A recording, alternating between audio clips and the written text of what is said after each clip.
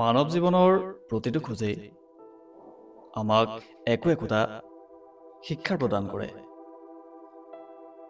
যি আমাক অনাগত সময়ৰ বাবে অধিক সবল, অধিক দৃঢ় তথা অধিক গুণৱান হ'বলৈ উৎসাহিত কৰি তোলে,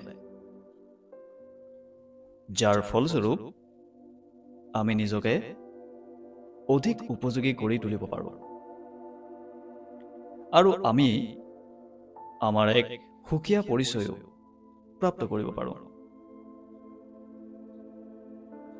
য'ত ব্যক্তিবিশেষে যোগ্যতাৰ ভিত্তিত আমি সমাজত নাইবা সংসাৰত কল্যাণমূলক বীজ ৰোপণ কৰিবলৈ সমৰ্থৱান হৈ পৰোঁ। কিন্তু এয়া তেতিয়াহে সম্ভৱপৰ হৈ উঠে যেতিয়া আমি নিজকে সকলো প্ৰকাৰে হিংসা, বিদ্বেষ, ক্ৰূৰতা, অন্যায়, অত্যাচাৰ, অহংকাৰ, অসহিষ্ণুতা তথা অধৰ্মী আদিৰ দৰে অসৎ প্ৰবৃত্তিসমূহৰ পৰা নিজকে মুক্ত কৰি ৰখাৰ নিৰন্তৰ প্ৰয়াস কৰিম। যদি কোনো এজন ব্যক্তিৰ উচ্চ কুলত জন্ম হয়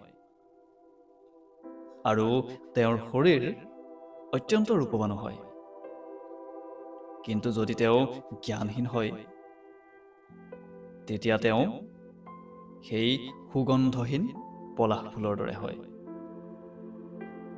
যিদৰে পলাশ ফুল দেখাত অতি সুন্দৰ আৰু বিশাল ৰূপীয়, কিন্তু মানুহে যেতিয়া দেখা পায় যে তাত কোনো সুগন্ধ নাই, তেতিয়া মানুহে সেই ফুলক না সাজ শৃংগাৰত ব্যৱহাৰ কৰে, না কোনো দেৱ পূজাত অৰ্পণ কৰিব বিচাৰে।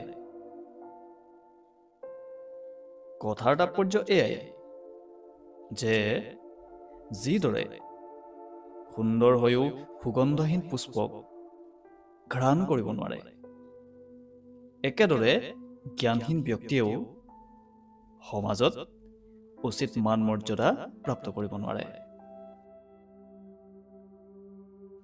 সেইটো কৈছে ৰূপ যৌৱন সম্পন্নঃ বিশাল কুল সম্ভৱঃ বিদ্যাহীনা ন শোভন্তে নিৰ্গন্ধা ইৱ কিঞ্চুকাঃ।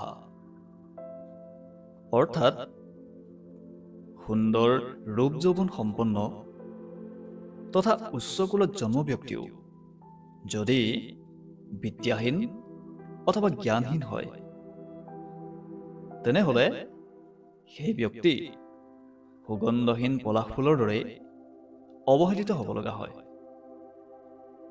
যি কেতিয়াও প্ৰশংসা প্ৰাপ্ত কৰিবলৈ সমৰ্থ নহয়। অতঃ মনুষ্যৰ জীৱনত সংস্কাৰৰ দ্বাৰাই সদাচাৰৰ উৎপত্তি হয়, সদাচাৰৰ দ্বাৰাই উচিত জ্ঞান প্ৰাপ্তি হয়, জ্ঞানৰ দ্বাৰাই যোগ্যতাৰ প্ৰাপ্তি হয় আৰু যোগ্যতাৰ দ্বাৰাই লক্ষ্য প্ৰাপ্তিও সম্ভৱপৰ হয়।